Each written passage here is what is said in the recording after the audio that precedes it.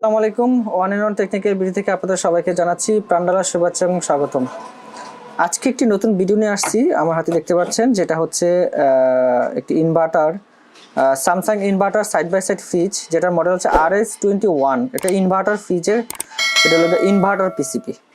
তো আমরা জানি যে একটা ফ্রিজের অনেকগুলো অংশ থাকে একটা কম্প্রেসারকে রান করানোর জন্য। একটা হলো মেন পিসিবি, একটা হলো ইনভার্টার পিসিবি। তো স্যামসাংয়ের পিসিবিগুলো সাধারণত বেশিরভাগই ম্যাক্সিমাম পিসিবিগুলো হয় আলাদা ইনভার্টারটা, আর কিছু কিছু মডেলে হয় কম্বাইন, মানে একসাথে। তো আলাদা পিসিবি হলে সুবিধা কি, কাজ করতে খুবই ইজি, যে এই পার্টটা নিয়ে আসলে রেডি করে জাস্ট লাগাই দিলে হবে। তো আমরা এই পিসিবিটা পাওয়ার আসতেছে না, এটা নিয়ে আসছি সার্ভিস সেন্টারে। আমরা এটাকে চেক করব এবং দেখব যে কী কী প্রবলেম। তো যারা আমার চ্যানেলে নতুন রয়েছেন তারা অবশ্যই চ্যানেলটিকে সাবস্ক্রাইব করে রাখবেন, পাশে থাকা বেল আইকনটি প্রেস করে রাখবেন যেন সবার আগে আপডেট ভিডিওগুলো পেয়ে যান। তো এখন আমরা যে কাজটা করব এটা হলো, এখন আমরা চেক করব। তো তার আগে আমরা যে কোনো পিসিবি কাজ করার আগে প্রথমে আমরা যেটা করব সেটা হচ্ছে যে বাহ্যিকভাবে দেখব যে কি কি প্রবলেম আছে, দেন আমরা ওইভাবে আগাবো আস্তে আস্তে। তো আমরা দেখতে পাচ্ছেন যে এখানে ক্যাপাসিটারটা এটা প্রবলেম, মানে এটা ফুলে গেছে। তারপরে আমরা কিছু কিছু জিনিস আমরা চেক করব, যেমন আমরা মিটারের মাধ্যমে আমরা মিটারটাকে ডায়োড অপশনে রেখে জাস্ট চেক করবো যে প্রত্যেকটা কোনো ডায়োড শর্ট আছে কিনা। তো যখন আমরা কাজ করব এই জিনিসটা অবশ্যই খেয়াল করব, যেমন এই ডায়োডগুলো চেক করব যে শর্ট আছে কিনা। তো এই জিনিসটা আপনারা করবেন, যেমন এই যে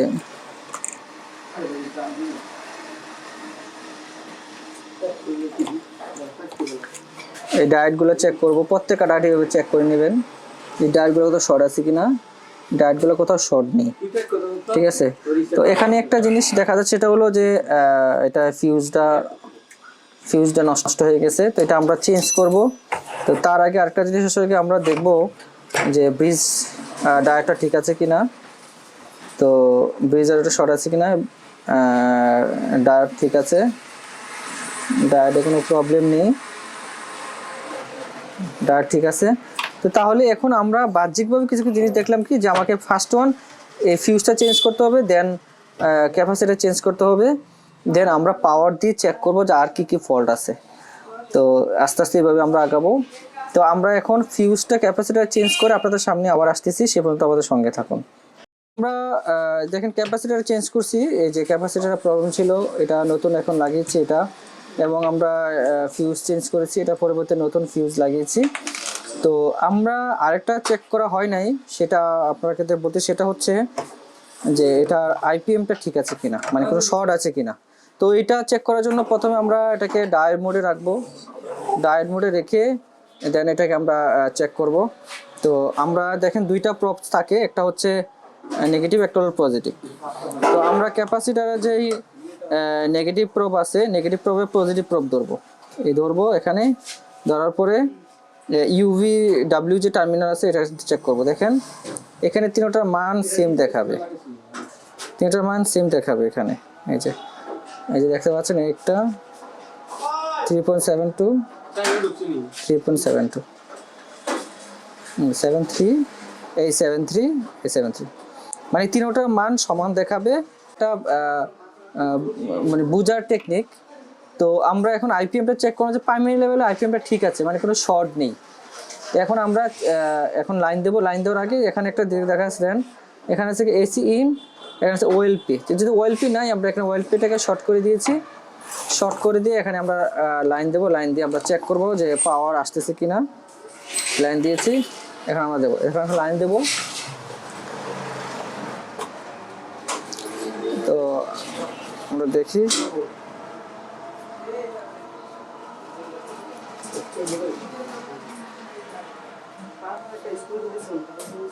খোলোটা,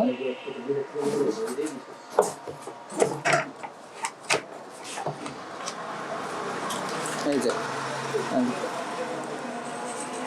তো এখন আমরা লাইন দিয়ে চেক করব যে এসএমপিএস পার্টটা ওকে হলো কি না। এই যে লাইট গ্লো করছে একবার, মানে এসএমপিএস পার্টটা আমার চলে আসছে, ঠিক হয়ে গেছে। তো আমরা এখন ভোল্টেজগুলোকে চেক করব। তো মিটারকে আমি রিডিংটাকে ভোল্টেজে রেখে দেন আমি এখানে যে ভোল্টেজগুলো যেখানে যেখানে থাকার কথা এটা আমরা চেক করব। এখানে চেক করব, এই যে গ্রাউন্ডে ধরবো, গ্রাউন্ডে ধরে আমরা এখানে 12 ভোল্ট আসবে, 12 ভোল্ট চেক করে নিই। প্রথমে এখানে আসবে 5 ভোল্ট, 5 ভোল্ট ঠিক আছে। এখানে আমি আপনাকে দেখাচ্ছি ক্লিয়ার করে,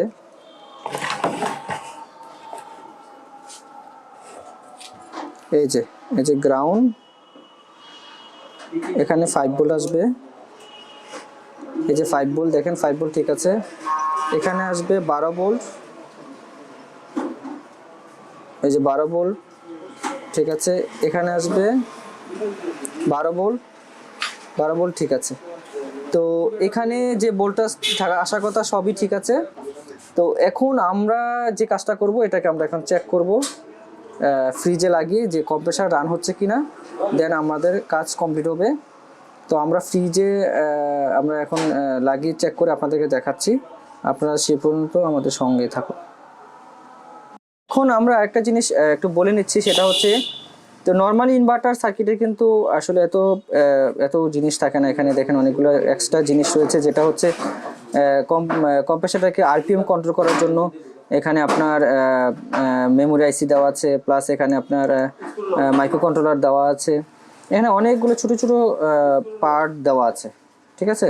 তো আমি একটা জিনিস আপনাদেরকে বলে দেই, যেটা আসলে এসএমপিএস যারা সার্কিট নিয়ে কাজ করেন তাদের জন্য খুবই জরুরি। সেটা হচ্ছে আপনি যখন একটা ফ্রি এসি সার্কিটে কাজ করবেন, যে কোনো সার্কিটে কাজ করবেন, ভোল্টেজ মেজারিংটা হলো মেইন একটা ইস্যু। যেমন আমি এখন একটা ভোল্টেজ মাপবো, যেখানে এসি ভোল্ট কত আছে, তো আমি এখানে এসি ভোল্টটা মাপতেছি।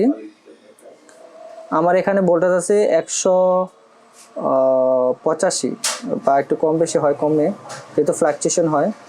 তো এখানে আছে 182, 83, 85 এরকম ফ্লাকচুয়েশন হচ্ছে। তো এখন আপনার প্রশ্ন হলো যে এখানে কত ভোল্টেজ আসবে, মেন হলো যে এখানে কত ভোল্টেজ আসবে। তো এটা বোঝার জন্য সিম্পল একটা আমরা ফর্মুলা আপনাদেরকে আজকে শিখাবো।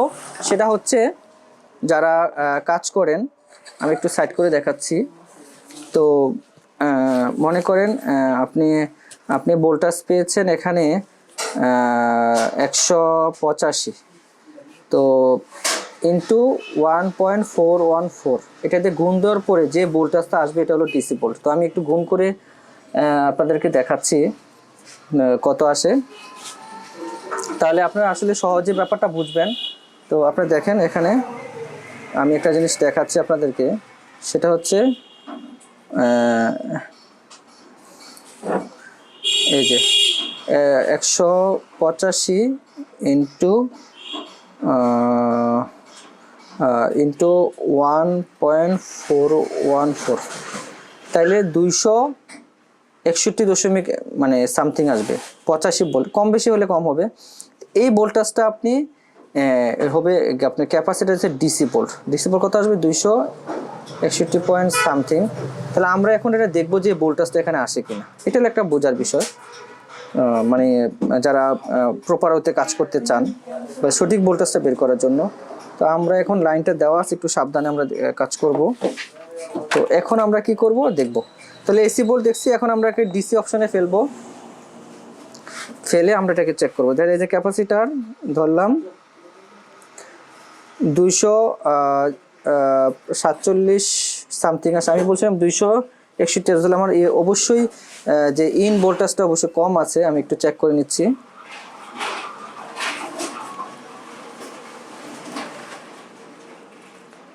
আহ 185 83 চলে আসে, মানে কমতেছে, কম হলে তো আমার এখানে ভোল্টেজ কমে যাবে। 183 আছে, তাহলে এখানে অবশ্যই ভোল্টেজ কম হবে, আমি যে কাউন্ট করছি তাতে কম হবে। দেখেন এখানে ভোল্টেজ আমরা একটা ডিসিতে রেখে দিচ্ছি, এই দেখেন এখানে ভোল্টেজটা আছে 248, 50 চলে যাচ্ছে 50, তাহলে এখানে ভোল্টেজ ড্রপ করলে এখানে ভোল্টেজ ড্রপ করবে। যদি এখানে 220 ভোল্ট প্রপার আমরা পাইতাম, তাহলে এখানে আমরা ওখানে ভোল্টেজটা আমরা 300 প্লাস ভোল্টেজ পেয়ে যেতাম।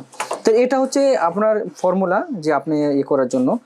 তো এসএমপিএস পার্টের সুবিধাটা হলে তো সুইচ মোড পাওয়ার সার্কিট, যেখানে যে ভোল্টেজটা প্রয়োজন ওই ভোল্টেজটা একদম সঠিক ভাবে মেনটেন করে। এটা হলো এসএমপিএস পিসিবির একটা বড় গুণ। তো আমরা এখন পিসিবিটাকে লাইন দিয়ে চেক করব, ফ্রিজে লাগিয়ে দেখবো কম্প্রেসারে চলে কিনা। যদি চলে ওকে ফাইন, আমরা সাকসেস। যেহেতু আমাদের এসএমপিএস পাস ঠিক হয়ে গেছে, আইপিএম এর বাকি সেকশনগুলো ঠিকঠাক মতো কাজ করতেছে, আমরা এখন লাগানোর পরে চেক করব। যদি হয়ে যায় আমরা ফাইনালি আলহামদুলিল্লাহ সার্কিটটা উঠে যাবে। তো এভাবেই আসলে আমরা যারা ছোটোখাটো কাজ করেন বা শিখতে চান বা আস্তে আস্তে ছোট ছোট করে এভাবে আপনারা শিখতে পারেন। তো এসএমপিএস পার্ট নিয়ে কিভাবে কাজ করে, কোথায় কত ভোল্ট ড্রপ হয়, কিভাবে আপনি যদি এরকম কোনো ভিডিও চান আমাকে অবশ্যই আমাকে কমেন্টস বক্সে জানাবেন। তাহলে আমরা টোটালি একটা এসএমপিএস নিয়ে একটা ভিডিও করব একদম A to Z। তাহলে দেখা গেছে একটা ভিডিওতে আপনারা সার্কিট কিভাবে এসএমপিএস পার্ট রেডি করতে শিখে যাবেন। তো আমাদের সঙ্গে থাকুন আপনারা। তো এখন আমরা আপনাদেরকে দেখাবো সেটিং করেছি। তো এখন আমরা সেটিং করে পাওয়ারটা অন করব। অন করে আপনাদেরকে দেখাবো কম্প্রেসারটা ঠিকঠাক মতো স্টার্ট হচ্ছে কিনা। এটা হচ্ছে যে এটা এসিটাকে টোটাল একটা নয়েজ ফ্রি একটা এসিটাকে জাস্ট ক্লিয়ার একটা এসি ভোল্ট ট্রান্সফার করার জন্য এটা ব্যবহার করা হয়। এবং আমার ডানে যেটা দেখতে পাচ্ছেন এটা হলো মেইন পিসি, আর এটা হলো ইনভার্টার পিসিটা লাগিয়েছি। তো এখন এটাকে পাওয়ার দিয়ে আমরা চেক করব যে পাওয়ারটা অন হচ্ছে কিনা। তো টোটালি আপনার বলে রাখি, সেটা হচ্ছে এখানে যে অনেকগুলো তার রয়েছে, এখানে একটা হচ্ছে 12 ভোল্ট, আরেকটা 12 ভোল্ট এবং গ্রাউন্ড এবং 5 ভোল্ট এখান থেকে ট্রান্সফার হয়। তো 12 ভোল্টটা প্রশ্ন হলো এখানে কেন, আসলে মেইন পিসিবিটা চালানোর জন্য কোনো এসএমপিএস ওরা মেইন পিসিতে ব্যবহার করে নাই। ইনভার্টার পিসিবি থেকে এসএমপিএস ভোল্টেজের আউট করতেছে 12 ভোল্ট, এবং 12 ভোল্ট মেইন পিসিবিকে বিভিন্ন রিলে বা আরও যা রয়েছে তা কন্ট্রোল করে। এবং 5 ভোল্ট এখানে দেওয়া হয়েছে, যেটা হচ্ছে যে আপনার মাইক্রো কন্ট্রোলারকে কন্ট্রোল করার জন্য। তো এই হচ্ছে মূলত এটা একটা আসলে আনকমন জিনিস। অনেকে মনে করতে পারেন যে ফ্রিজে পাওয়ার না আসলে মনে হয় মেইন পিসিবি প্রবলেম, আর না, এটা আসলে আপনাকে বুঝতে হবে। কারণ ইনভার্টার পিসিবিতে টোটাল এসএমপিএস পার্টটা এখানে তৈরি করা হয়েছে। দেখতে পাচ্ছেন যে অলরেডি পাওয়ার চলে আসছে, আমরা লাইন দিয়েছি, মানে একবার ব্লিঙ্কিং করার পরে পাওয়ার চলে আসে। তো এখন পাওয়ার চলে আসছে, আমরা এখন এটাকে দেখব যে আসলে মানে কম্প্রেসার চালু হয় কি না। তো আমরা জানি যে কম্প্রেসার চালু হওয়ার জন্য একটু সময় লাগে, সেই পর্যন্ত আপনারা একটু অপেক্ষা করুন, এবং আমরা ফাইনালি আমরা চেক করে নিই যে আসলে টোটাল কাজটা আমরা সাকসেসভাবে করতে পেরেছি কিনা। তো এটা হচ্ছে আসলে মানে মূল বিষয়। তো আমরা আরও কিছুক্ষণ অপেক্ষা করব, আশা করি কম্প্রেসারের ভিতরে চালু হয়ে যাবে। তো আমরা নিচে দেখাচ্ছি, এই যে কম্প্রেসার চালু হয়ে গেছে। আপনারা দেখতে পাচ্ছেন যে কন্ডেন্সার যে অ্যাডজাস্ট ফ্যানটা রয়েছে সেটা ফ্যানটা চলতেছে। কম্প্রেসার চালু হয়ে গেছে। এটা হলো সাব কন্ডেন্সার, যেটাকে কন্ডেন্সারের একটা অংশ আমরা সবাই জানি যারা টেকনিশিয়ান বা ইঞ্জিনিয়ার ভাইরা রয়েছে। এটা হলো স্যামসাংয়ের টোটালি একটা ইনভার্টার কম্প্রেসার। তো এতক্ষণ আপনাদেরকে দেখালাম একটি স্যামসাং ইনভার্টার ফ্রিজের সাইড বাই সাইড, যেটার ইনভার্টার পিসিবি কিভাবে রিপেয়ার করতে হয়, এসএমপিএস পার্ট রিপেয়ার থেকে শুরু করে কম্প্রেসার স্টার্ট অবধি আপনাদেরকে দেখানোর চেষ্টা করেছি। তো যারা ভিডিওটি আমার দেখেছেন শুরু থেকে শেষ অবধি, তারা ভিডিওটি ভালো লাগলে অবশ্যই লাইক করবেন এবং কমেন্টস করে জানাবেন কেমন হলো। তো পরবর্তী ভিডিও নিয়ে আবার আপনাদের সামনে আসবো, নতুন কোনো এক্সাইটেড ভিডিও নিয়ে। তো সে পর্যন্ত সবাই ভালো থাকেন, সুস্থ থাকেন। আসসালামু আলাইকুম রহমতুল্লাহি বারাকাতুহু।